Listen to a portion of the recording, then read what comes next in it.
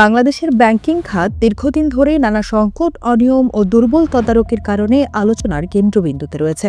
সাম্প্রতিক সময়ে এই সংকটের সবচেয়ে আলোচিত উদাহরণ হয়ে উঠেছে আইএফআইসি ব্যাংক, যে ব্যাংকের পরিচালনা পর্ষদ একসময় রাজনৈতিক প্রভাবের কারণে প্রশ্নবিদ্ধ হয়েছিল। সেই পর্ষদ ভেঙে নতুন বোর্ড গঠন করা হয়েছিল পরিস্থিতি স্বাভাবিক করার প্রত্যাশায়, কিন্তু বাস্তবতা হলো নতুন সেই বোর্ডও প্রত্যাশা পূরণ করতে পারেনি। বরং 1.5 বছর পূর্ণ হওয়ার আগেই বাংলাদেশ ব্যাংককে আবারও সেখানে পর্যবেক্ষক বসাতে হয়েছে।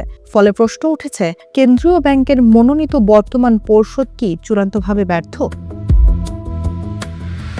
ব্যাংকিং খাতে কোনো প্রতিষ্ঠানের উপর পর্যবেক্ষক নিয়োগ দেওয়া সাধারণত একটি গুরুতর সংকেত। এটি বোঝায় যে সংশ্লিষ্ট ব্যাংকের আর্থিক সূচক দুর্বল হয়ে পড়েছে, পরিচালনায় স্বচ্ছতার ঘাটতি রয়েছে অথবা ঝুঁকি ব্যবস্থাপনায় বড় ধরনের সমস্যা দেখা দিয়েছে। আইএফআইসি ব্যাংকের ক্ষেত্রেও ঠিক এই পরিস্থিতি দেখা যাচ্ছে। কেন্দ্রীয় ব্যাংক কোম্পানি আইনের সংশোধিত 46 ধারায় আওতায় সেখানে পর্যবেক্ষক নিয়োগ দিয়েছে। এর মাধ্যমে বোর্ড সভা, নির্বাহী কমিটি ও ঝুঁকি ব্যবস্থাপনা কমিটির কার্যক্রমে সরাসরি নজরদারি করা হবে।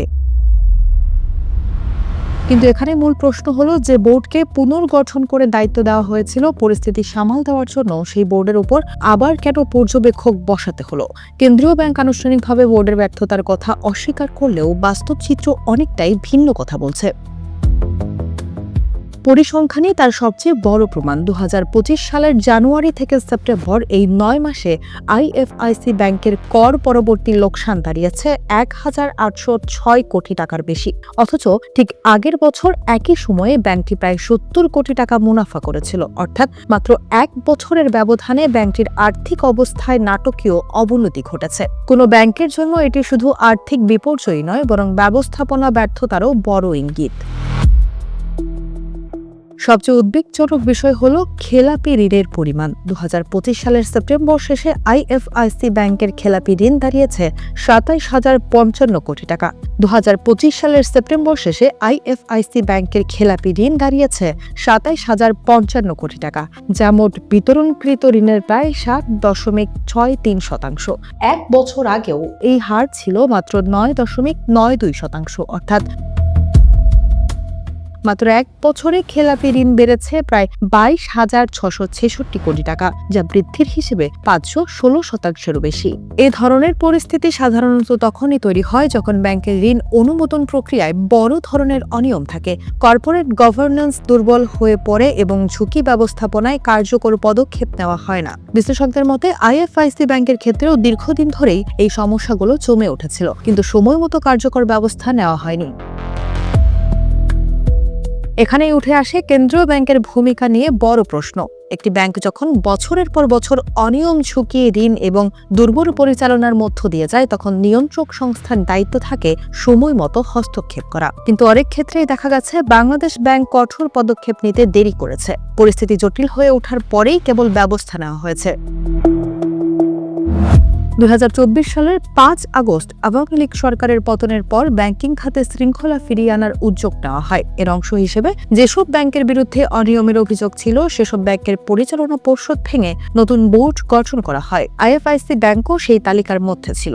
ন্যাশনাল ব্যাংকের সাবেক ব্যবস্থাপনা পরিচালক মোহাম্মদ মেহমুদ হোসেনের নেতৃত্বে 6 সদস্যের নতুন বোর্ড গঠন করা হয়। কিন্তু সেই বোর্ড গঠনের পরও পরিস্থিতি উল্লেখযোগ্য উন্নতি হয়নি, বরং অভিযোগ উঠেছে নতুন বোর্ড নিজের পছন্দের লোকদের গুরুত্বপূর্ণ পদে বসিয়েছে। বিশেষ করে ন্যাশনাল ব্যাংক থেকে বেশ কিছু কর্মকর্তাকে এনে আইএফআইসি ব্যাংকের গুরুত্বপূর্ণ পদে নিয়োগ দেওয়া হয়েছে। এসব নিয়োগের ফলে ব্যাংকের বেতন দায় অস্বাভাবিকভাবে বেড়ে গেছে। অনেক ক্ষেত্রে প্রচলিত ব্যাংকিং বেতনের চেয়েও বেশি বেতন নির্ধারণ করা হয়েছে বলে অভিযোগ রয়েছে। ফলে একটি প্রশ্ন সামনে চলে আসে, এই বোর্ড কি সত্যি ব্যাংক পুনরুদ্ধারের লক্ষ্য নিয়ে কাজ করছে, নাকি এটিও আরও একটি প্রভাবশালী গোষ্ঠীর নিয়ন্ত্রণে চলে গেছে?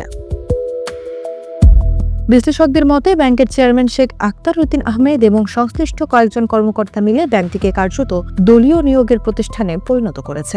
ন্যাশনাল ব্যাংক থেকে লোক এনে গুরুত্বপূর্ণ পদগুলো পূরণ করা হয়েছে। এর ফলে ব্যাংকের প্রশাসনিক কাঠামো আরও ভারী হয়েছে, কিন্তু কার্যকর সংস্কার হয়নি। এই পরিস্থিতিতে কেন্দ্রীয় ব্যাংক আবার পর্যবেক্ষক নিয়োগ দিয়েছে। আইএফআইসি ব্যাংকে পর্যবেক্ষক হিসেবে দায়িত্ব পেয়েছেন বাংলাদেশ ব্যাংকের forex, reserve and treasury management department 1 এর পরিচালক AK M কামরুজ্জামান। তিনি বোর্ড সভা এবং বিভিন্ন কমিটির সভায় উপস্থিত থেকে সিদ্ধান্তগুলো পর্যবেক্ষণ করবেন। তবে এখানেও আরও একটি বিতর্ক তৈরি হয়েছে। অনেকেই প্রশ্ন তুলছেন, যদি বোর্ডের উপর আস্থা থাকে তাহলে পর্যবেক্ষক কেন, আর যদি বোর্ডের উপর আস্থা না থাকে তাহলে বোর্ড ভেঙে প্রশাসক নিয়োগ দেওয়া হচ্ছে না কেন?